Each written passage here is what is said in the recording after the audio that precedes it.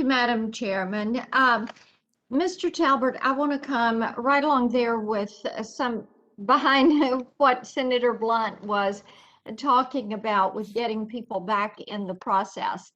And in your testimony, you said we have the right protections to safely restart international travel, but lack clear public health benchmarks or a definitive timeline to reopen. Now, in Tennessee, this is something that we hear a good bit about. So my question to you is, why have CDC, DOT, DHS not come up with a roadmap to facilitate international travel? Why have they not come up with the protocols and the pathway for this? And could you tell us when these agencies are going to come together and develop this plan that would be effectively communicated with international travelers, with the airlines, with the interested parties? Senator, that's beyond my pay grade. That's not one that I can answer. But I think the fact that we're having hearings here, I think this is one of the byproducts of a hearing, is for the government to hear from local officials who are on the ground every day on needs, and it's something that we're suggesting the whole industry Okay, saying. then let me ask you this. If Yes, it ma'am. is not at your pay grade, whose pay grade is going to meet assembling different agencies so that we have clearly understood guidelines? Well, I would say probably the White House is, we always look to the White House in every administration to pull things together. This continues to be a crisis. This is about jobs. So I would say that is probably a White House responsibility. So this is another area where the White House not taking a positive action is causing a problem. So that's what No, I'm saying that is something that White Houses do. Okay.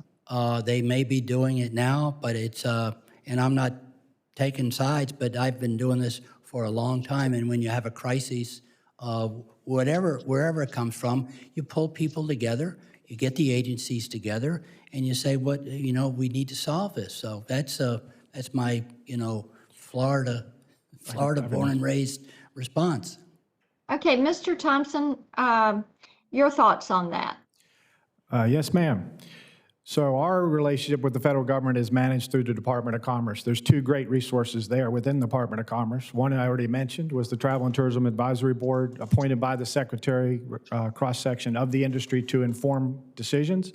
And then within the Department of Commerce, there's a Travel Policy Council, which is representatives from all across the U.S. government that implement and otherwise inform conversations about travel policy across all the U.S. government. So I would imagine that's been a tremendous resource for us in the past as it relates to issues that have affected the travel and tourism industry, and certainly as it relates to navigating our relationship with the federal government. And we've served on the TTAB in the past. Let me come to you, Mr. Thompson, let me come to you on live event venues, because this is something that has a tremendous impact on our state of Tennessee. And we have tried to work and have worked tirelessly with the administration on these shutdowns and to get support for these businesses. You've got a lot of support industry like lights, sound, catering, motor coach companies. They have had to lay people off. They are struggling to survive.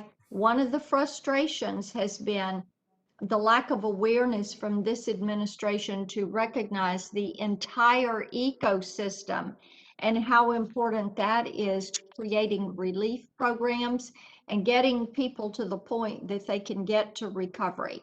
So what are you seeing with live event venues? Senator, certainly those live event venues in your state are a major attraction and tremendous benefit to the economy and as it relates to tourism opportunities. I think as it relates to where we are today, we first and foremost have to follow the direction of our health officials and our public policy officials tied to what the health officials are saying. In our in our opinion, as soon as we can get the venues open and as soon as we make all that is the United States of America available in the two, first and foremost, our domestic audiences, getting our domestic economy up and running again.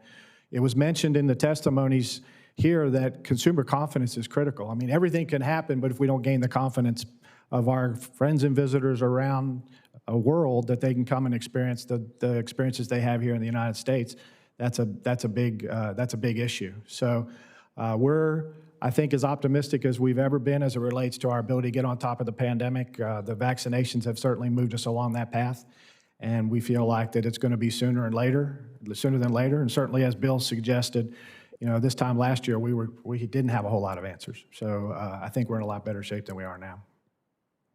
There is a tremendous amount of frustration with the lack of action in addressing the whole ecosystem. So thank you all for your time. Thank you, Madam Chairman.